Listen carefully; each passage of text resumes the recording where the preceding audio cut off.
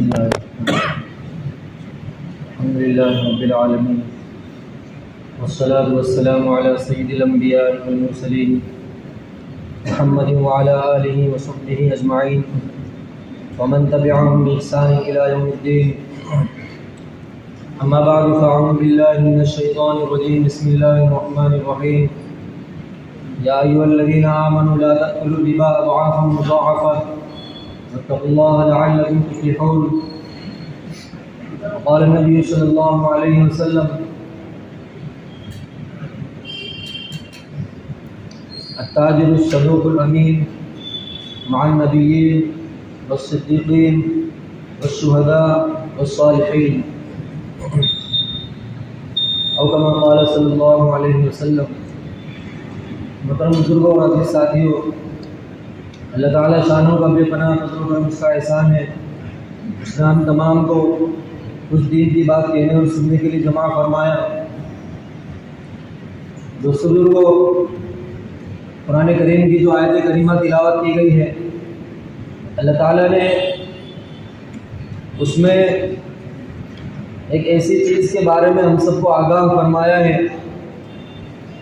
کہ جس کا ہمارا تعلق بہت حد تک ہر ایک کا جو ہے لگاؤ ہے، لیکن اس میں صاف شفاف طریقے سے اس کو صحیح کرنا اور جیسا اللہ اور اس کے رسول صلی اللہ علیہ وسلم کا حکم ہے اس اعتبار سے اس کا استعمال کرنا.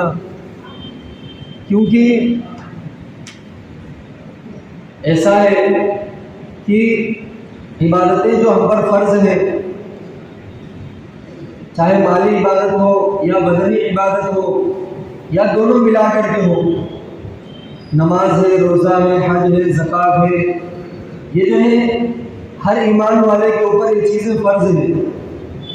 لیکن اس کی جو چیز ہے کہ جس سے ہمارے بدن کی پرورش ہوتی ہے، جو لقمہ ہمارے بدن میں جا رہا ہے، جن کھانوں کا ہم استعمال کر رہے ہیں، آقا کریم صلی اللہ علیہ وسلم کی منشا یہ ہے، رب ذوالجلال کی منشا یہ ہے کہ ایمان والے کے پیٹ میں جو چیز جائے وہ حلال کی چیزیں جائے، حرام چیزوں سے ایمان والا دور رہے، صحیح لائن پر رہے، صحیح طریقے سے مال کو کمائے اور صحیح جگہوں پر اس کو خرچ کرے. یہ دونوں چیزیں وہ ہیں جس کا کل قیامت کے دن حساب ہونا ہے. یہ اسلام کی بنیاد نہیں ہے کہ جیسے نماز ہے، روزہ ہے، یہ کبھی کسی حال کے اندر معاف نہیں ہے. لیکن دوستوں وہی یہ بات یاد رکھے کہ ہمارے حلال تجارت جو ہے یہ بھی کسی جو ہے بنیاد سے کم نہیں ہے. حلال طریقے کی کمائی ہمارے ہر ایمان والے کے اوپر فرض ہے. یہ رب ذوالجلال کا حکم ہے ہر ایمان والے کے لیے کہ ہم حلال کی کمائی وہ کرے، ایسی تجارت کرے جو اللہ اور اس کے رسول صلی اللہ علیہ وسلم کی منشا کے مطابق ہو. ان چیزوں سے وہ دور رہے، شبہوں اور شبہات سے دور رہے، حرام کمائی سے وہ دور رہے. گھر میں چاہے چولہا نہ جلتا ہو، نہیں چلے گا، کوئی پریشانی کی بات نہیں ہے. لیکن دوستوں کو اس بات کو یاد رکھے کہ اللہ اور اس کے رسول صلی اللہ علیہ وسلم کا حکم ٹوٹنا نہیں چاہیے. ہمارے لیے ہم تاجر بعد میں ہیں، پہلے اللہ اور اس کے رسول صلی اللہ علیہ وسلم کی غلامی کا دم بھرنے والے ہیں. ہمارے لیے ذات اقدس صلی اللہ علیہ وسلم کا حکم ہمارے لیے سب سے اول نمبر پر ہے. ایک ایمان والا اس بات کو چاہتا کیسے ہے، یہ بات اس کے دل میں گوارا کیسے کرتی ہے کہ وہ شبہات کی طرف جائے یا حرام کی طرف جائے اور جو ہے سماج میں سر اٹھا کر کے جیے. دوستوں، ایمان والوں کی علامت نہیں ہونی چاہیے. عبادتوں میں جی نہیں لگتا ہے، روزہ رکھنے کا من نہیں لگتا ہے، نماز کیوں بار بار پڑھی جائے، یہ سارے سوالات، یہ سارے خیالات دل میں آتے کیوں ہیں کہ اس کا کہیں نہ کہیں اس کی پرورش میں کوئی کھوٹ ضرور ہوئی ہے، اس کی تربیت میں کوئی کھوٹ ہوئی ہے، اس کی پرورش کے اندر کوئی کھوٹ ہوئی ہے کہ کہیں نہ کہیں اللہ اور اس کے رسول صلی اللہ علیہ وسلم کا حکم اس سے ٹوٹا ہے یا اس کے ماں باپ سے ٹوٹا ہے. اپنے گربان میں خود جھانک کر کے دیکھے. کوئی آپ کو آ کر کے یوں نہیں کہے گا کہ تمہاری کمائی حرام کی ہے، تمہاری فلاں کی ہے، اس سے چھوڑا جائے اور فلاں کام کو چھوڑا جائے. یہ شکوک اور شبہات والی جگہیں حضرات صحابہ کی زندگیوں کو پڑھیں گے اور ذات اقدس صلی اللہ علیہ وسلم کی زندگیوں کو پڑھیں گے، سارا معاملہ سمجھ میں آ جائے گا. ساری چیزیں سمجھ میں آ جائے گی کہ کون سی چیز ہمارے لیے حلال ہے اور کون سی چیز حرام ہے، اور اس پر صبر کس کو کہا جاتا ہے۔ حضرات صحابہ کا صبر ہر چیز تمہیں بتا دے گا۔ پاگل سے پاگل، بیوقوف سے بیوقوف انسان آج یہ سمجھ کر کے بیٹھا ہوا ہے میں تجارت میں نہیں جاؤں گا، میرے گھر کا چولہا نہیں جلے گا، لیکن کیا اس کو یہ بات پتا نہیں ہے کہ اگر اللہ اور اس کے رسول صلی اللہ علیہ وسلم کے حکم کو توڑے گا تو قیامت کے دن کا جو معاملہ ہے وہاں پر میرا بیڑا پار نہیں ہو پائے گا۔ رب ذوالجلال کو ناراض کر کے جو ہے اپنی کامیابی کو ڈھونڈنے والا شخص بہت بڑے خسارے کے اندر مبتلا ہے۔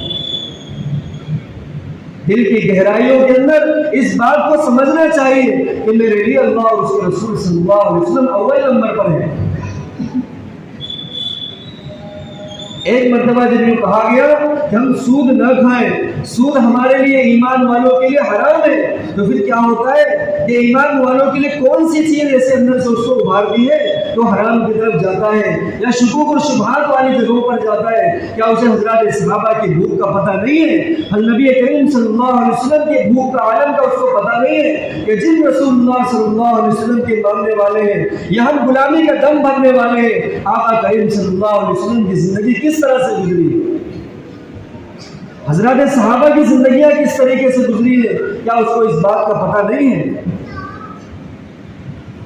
پریشانی یہ ہے کہ ہم ایمان والے ہو کر کے اللہ اور اس کے رسول صلی اللہ علیہ وسلم کی غلامی کا دم ضرور بھرتے ہیں، لیکن جس نبی کریم صلی اللہ علیہ وسلم کی غلامی کا دم بھرنا جانتے ہیں وہی آقا کریم صلی اللہ علیہ وسلم کی زندگیوں کو پڑھنا نہیں چاہتے، آقا کریم صلی اللہ علیہ وسلم کی زندگی کو سننا نہیں چاہتے کہ کس طریقے سے نبی کریم صلی اللہ علیہ وسلم نے ایک عملی طور پر دنیا کو دکھایا ہے کہ غربت کس کو کہا جاتا ہے، حق حلال کس کو کہا جاتا ہے، اور رب ذوالجلال کی رضامندی کس کو کہا جاتا ہے۔ کہ بچے ابھی ان کی پرورش کرنا ہے۔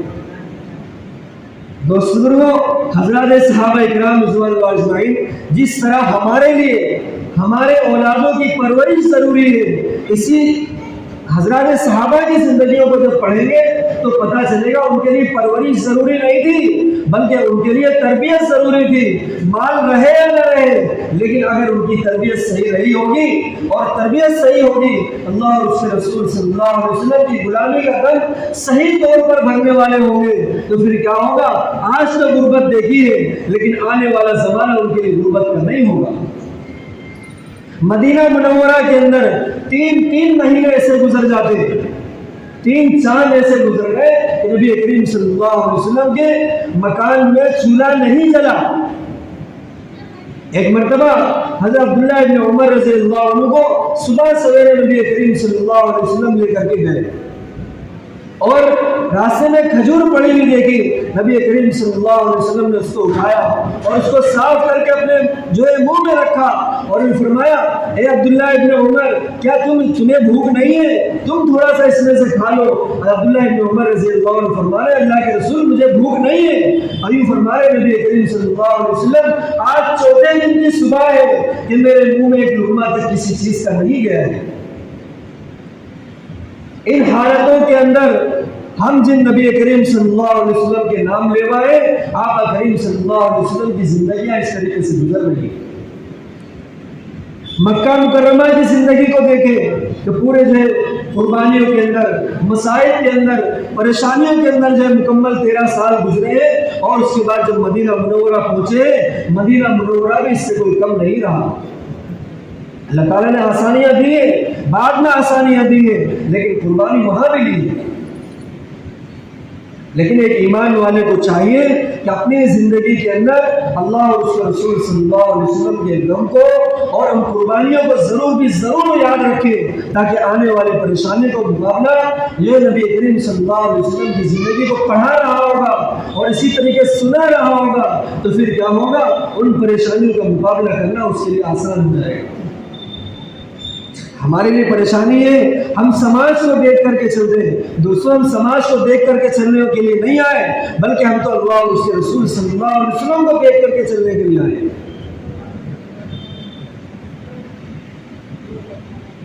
یوں کہا گیا کہ سود کھانا حرام ہے.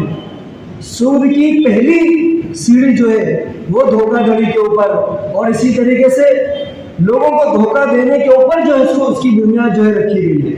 اور نبی کریم صلی اللہ علیہ وسلم فرمائے التاجر الصدوق الامین مع النبیین، کہ یاد رکھے سچا تاجر، امانت دار تاجر کل قیامت کے دن انبیاء کے ساتھ ہوگا، صدیقین کے ساتھ ہوگا، شہداء کے ساتھ ہوگا، صالحین کے ساتھ اس کا حشر ہوگا. کیوں؟ اس نے تجارت کے اندر ان باتوں کا خیال رکھا ہے جس میں اللہ اور اس کے رسول صلی اللہ علیہ وسلم کی رضامندی ہے. اس رضامندی کو ایمان والے کو ہر حال میں جو ہے دیکھنا چاہیے. وہی چاہتا ہے اگر میں مال کے عیب کو میں نے دکھا دیا یا بتا دیا میرا مال نہیں بکے گا، نہیں بکتا ہو نہ بکے، لیکن دوستوں اللہ اور اس کے رسول صلی اللہ علیہ وسلم کی ناراضگی لے کر کے ہم تجارت نہیں کر سکتے ہیں. حضرت مقداد رضی اللہ عنہ بڑے جلیل القدر صحابی ہیں، قدیم الاسلام صحابی ہیں. ان کا گھر ایک باغ کے اندر تھا اور ان کی اہلیہ صبح سویرے جب وہ کام کیا اپنی تجارت میں جایا کرتے تھے، دہلیز تک چھوڑنے کے لیے آیا کرتی تھی اور یہ کہتی تھی مقداد تھوڑا لے کر کے آنا لیکن حلال مال لے کر کے آنا، حرام مال لے کر کے مت آنا. ہم دنیا کی گرمی کو برداشت کر سکتے ہیں، یہاں کی تپش کو برداشت کر سکتے ہیں، یہاں کی بھوک اور پیاس کو برداشت کر سکتے ہیں، لیکن کل قیامت کے دن کی بھوک کو اور وہاں کی تپش کو برداشت نہیں کر سکتے ہیں، وہاں کی گرمی کو برداشت نہیں کر سکتے ہیں، وہاں کی آگ کو برداشت نہیں کر سکتے. ایمان والا ان چیزوں کو فسانہ بنا کر کے دیکھنا ہے. ایسا نہیں ہے بلکہ ایک حقیقت ہے اور ہر ایمان والوں کو ان چیزوں کا سامنا کرنا ہے، ان سوالوں کا سامنا کرنا ہے. اور دوستوں اگر بیڑا پار نہیں ہو پایا تو یاد رکھیں ان سارے عذابوں سے اسے گزرنا ہوگا جن عذابوں کا ذکر قرآن کریم کے اندر آیا ہے. کئی سالوں تک اسے جو ہے جہنم میں رہنا پڑے گا. اس لیے جو ہے ایک بہت بڑے بزرگ ہیں، انہوں نے کہا ہے فضیل بن عیاض رحمۃ اللہ علیہ، یہ کہتے ہیں کہ جتنا انسان تنگ دستی سے ڈرتا ہے اتنا اگر وہ جہنم سے ڈرنے والا بن جائے تو خدا کی قسم سیدھا جنت میں چلا جائے. کیا ہوا؟ تنگ دستی سے ڈرتا ہے اس لیے 15 گھنٹے 18 گھنٹے تجارت کے اندر دیتا ہے. اتنا اگر وہ جہنم سے ڈرنے والا بن جائے تو اللہ اور اس کے رسول صلی اللہ علیہ وسلم کی صحیح طور پر غلامی کا دم بھرنے والا بن جائے، عبادتوں کی طرف آ جائے، فرما برداری کی طرف آ جائے، اطاعت کی طرف آ جائے اور اللہ اور اس کے رسول صلی اللہ علیہ وسلم کو اپنی زندگی کے ذریعے سے راضی کر کے دکھا دے. اور یہ کسی اور کے اوپر رحم نہیں کرنا ہے، اپنے آپ کے اوپر رحم کرنا ہے، اپنے نفس کے اوپر رحم کرنا ہے اور اسی طریقے سے اپنی اولادوں کے اوپر رحم کرنا ہے کہ ہماری گزر گئی لیکن ہماری اولادیں اگر جو ہے حرام مال سے پرورش پائیں گی، حرام مال کا لقمہ ان کے جو ہے پیٹ میں جائے گا اور اس سے اس کا خون بنے گا، اس سے جو ہے اس کی بوٹیاں بنیں گی، تو کیا ہوگا؟ کل قیامت کے دن کے لیے یہ آگ اپنے پیٹوں میں جمع کر رہے ہیں. وَيَصْلَوْنَ فِي بُطُونِهِمْ نَارًا، کہ اپنے پیٹوں میں وہ لوگ آگ جمع کر رہے ہیں. قرآن کریم کا ارشاد ہے ایسے لوگ اپنے پیٹ کے اندر آگ جمع کر رہے ہیں. ایک ایمان والے کی علامت یہ نہیں ہونی چاہیے کہ حرام چیزوں کی طرف جائے. اس کی پہچان ایسی چیزوں کی طرف ہو گئی ہے جس میں اللہ اور اس کے رسول صلی اللہ علیہ وسلم کی ناراضگی ہے. ہماری پہچان تو یہ ہونی چاہیے کہ جس میں اللہ اور اس کے رسول صلی اللہ علیہ وسلم کی رضامندی ہے. ایک صحابی ہے عدی ابن حاتم رضی اللہ عنہ، حاتم تائی کے بیٹے ہیں. حاتم تائی نے حضور صلی اللہ علیہ وسلم کا زمانہ نہیں پایا، بڑا سخی تھا، ہم سب کس سے سنتے ہیں، لیکن ان کا جو بیٹا ہے حاتم تائی کا بیٹا عدی ابن حاتم رضی اللہ عنہ، اللہ تعالیٰ نے اسلام سے نوازا، نبی کریم صلی اللہ علیہ وسلم سے ملاقات کرائی اور جو ہے اسلام میں داخل ہوا. اس کے بعد مدینہ منورہ کے اندر ایک مرتبہ نبی کریم صلی اللہ علیہ وسلم نے عدی ابن حاتم رضی اللہ عنہ سے فرمایا اگر زندگی میں وفا کی تو تو دیکھے گا قیصر و کسریٰ کے محلات اور وہاں کے ہیرے جواہرات اور وہاں کے خزانے تمہارے قدموں میں ہوں گے اور روم اور فارس فتح ہوگا اس بات کی پیشین گوئی عدی بن حاتم رضی اللہ عنہ کو نبی کریم صلی اللہ علیہ وسلم نے مدینہ منورہ میں دی تھی اور کہا عمر نے اگر وفا کیا تو ان باتوں کو تو دیکھے گا۔ کیا ہوا؟ حضرت عمر رضی اللہ عنہ کے زمانے میں روم اور ایران فتح ہوا، اور اس بات کو انہوں نے دیکھا کہ اللہ تعالیٰ نبی کریم صلی اللہ علیہ وسلم نے جس بات کی پیشین گوئی کی تھی وہ بات آج سچ ہو کر کے ہو رہی ہے کہ مدینہ منورہ کے اندر انہوں نے نبی کریم صلی اللہ علیہ وسلم کے اس زمانے کو دیکھا تھا کہ کئی مہینوں تک جو ہے گھر میں چولہا نہیں جل رہا ہے، بھوک کی شدید جو ہے بھوک کی شدت جو ہے پریشان کر رہی ہے۔ ایک مرتبہ جو ہے نبی کریم صلی اللہ علیہ وسلم اپنے گھر سے بھوک کی شدت کی وجہ سے باہر نکلے ہیں، ادھر دیکھا سامنے ابوبکر صدیق رضی اللہ عنہ بھی بھوک کی شدت کی وجہ سے باہر نکلے، تو کہا نبی کریم صلی اللہ علیہ وسلم نے ابو بکر اس وقت یہاں پہ کیسے؟ کہا کہ آقا کریم صلی اللہ علیہ وسلم بھوک کی شدت نے پریشان کیا ہے، یہ سوچا آقا صلی اللہ علیہ وسلم کا چہرہ دیکھ لوں گا، کچھ نہ کچھ جو ہے تسلی ہو جائے گی اور کچھ پیٹ میں جو ہے تسلی ہو جائے گی اور اس طرح سے اس کی شدت جو ہے مٹ جائے گی۔ اس چیز نے مجھے گھر سے نکالا ہے۔ آقا کریم صلی اللہ علیہ وسلم فرما رہے اسی چیز نے مجھے بھی مجبور کیا ہے کہ میں بھی گھر سے نکلوں، اور اسی وجہ سے میں بھی گھر سے نکلا ہوں۔ نبی کریم صلی اللہ علیہ وسلم اور حضرت ابوبکر صدیق رضی اللہ عنہ دونوں باہر نکلے ہیں۔ حضرت ابو ایوب انصاری رضی اللہ عنہ کے مکان کے پاس گئے، حضرت ابو ایوب انصاری رضی اللہ عنہ نے دیکھا کہ آقا کریم صلی اللہ علیہ وسلم تشریف لائے، فوراً جو ہے گھر میں بٹھایا اور چہرے کو دیکھ کر کے بھاگ گئے کہ کئی دنوں سے بھوک کی شدت ہے۔ پوچھا نہیں کہ بھوک لگی ہے، کیا پریشانی ہے، نہیں، بلکہ آقا کریم صلی اللہ علیہ وسلم کے چہرے انور کو دیکھ کر کے بھاگ گئے اور فوراً جو ہے بکری کو ذبح کیا ہے اور کہا جب تک اس کا کھانا تیار نہیں ہو جاتا ہے، فوراً باغ میں تشریف لے گئے اور وہاں سے کھجوریں توڑ کر کے لائے اور آقا کریم صلی اللہ علیہ وسلم کے سامنے رکھ دیا کہ جب تک کھانا تیار نہیں ہو جاتا ہے اسے آپ تناول فرمائے۔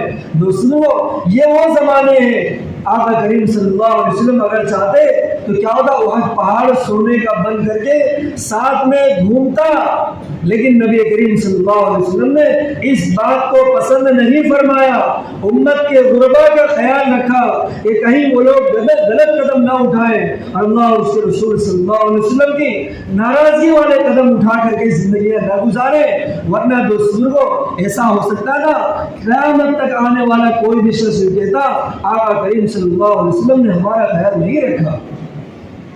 نہیں، آقا کریم صلی اللہ علیہ وسلم نے ہر ایک کا خیال رکھا ہے اور ساری زندگی امت کو کسی بھی جگہ پر تنہا چھوڑ کر کے نہیں گئے، امت کو کسی بھی جگہ پر تنہا چھوڑ کر کے نہیں گئے کہ ساری امت یہ کہہ دے کہ امتی کوئی بھی شخص کہ آقا کریم صلی اللہ علیہ وسلم نے اس جگہ پر امت کی کوئی رہنمائی نہیں کی۔ نہیں، ایسا نہیں ہے، بلکہ رسول نبی کریم صلی اللہ علیہ وسلم جہاں نبی اللہ رب العزت والجلال کے پیغمبر ہیں، رسول ہیں، وہی امت کے بہت بڑے شفیع اور مربی بھی ہیں، بہترین تربیت کر کے دکھا گئے کہ امت کی تربیت کیسے کی جاتی ہے، اپنی اولادوں کی تربیت کیسے کی جاتی ہے اور لوگوں کو جینے کا طریقہ کیسے سکھایا جاتا ہے۔ یہی تو چیز تھی کہ جس نے نبی کریم صلی اللہ علیہ وسلم کا لایا وہ ہمارا کلمہ پڑھائے، وہ ہمیشہ کے لیے آقا صلی اللہ علیہ وسلم کا ہو کر کے رہے گا۔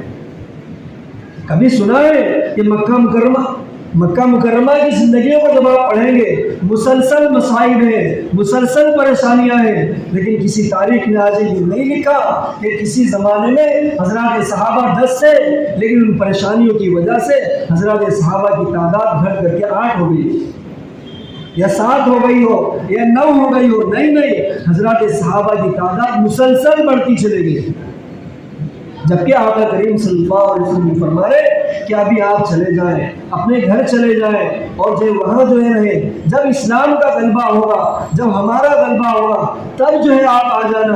حضرات صحابہ کرام رضوان اللہ اجمعین فرمایا کرتے تھے کہ جب دین حق ہے اور یہ بات سچ ہے اور سچائی کی ضمانت ہے، کامیابی کی ضمانت ہے، تو پھر ڈر کس بات کا؟ حال کعبہ کے سامنے جو کھڑے ہو کر کے یہ اعلان فرما رہے کہ اشہد ان لا الہ الا اللہ واشہد ان محمد رسول اللہ، یہ کون سی چیز ہے؟ یہ دلوں کے اندر یہ بات گھر کر گئی ہے کہ اللہ کے رسول صلی اللہ علیہ وسلم کا لایا ہوا مبارک دین حق اور سچ ہے، دنیا میں بھی کامیابی کی ضمانت دیتا ہے اور آخرت کی لامحدود زندگی جو ہے اس میں بھی ہمیں کامیابی کی ضمانت دیتا ہے۔ لیکن ایمان والا آج جو ہے اس بات کو پڑھنے کو تیار نہیں ہے، اس بات کو سننے کو تیار نہیں ہے۔ اسے دنیا والے لوگوں کی زندگیاں اسے پتہ ہے، لیکن جو ہے اللہ کے رسول صلی اللہ علیہ وسلم کی زندگیوں کو پڑھنے کے لیے تیار نہیں ہے کہ مکی زندگی میں کیا ہوا، مدنی زندگی میں کیا ہوا، پریشانیاں کہاں کہاں آئی اور کس طریقے سے آقا صلی اللہ علیہ وسلم نے ان ساری چیزوں کا سامنا کیا ہے۔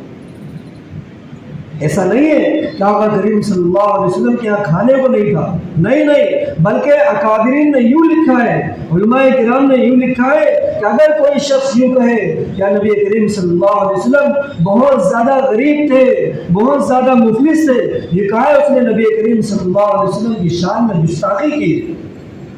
تھا سب کچھ تھا لیکن وہ مفلسی اور وہ غربت آقا کریم صلی اللہ علیہ وسلم کا اپنا اختیار کیا ہوا تھا۔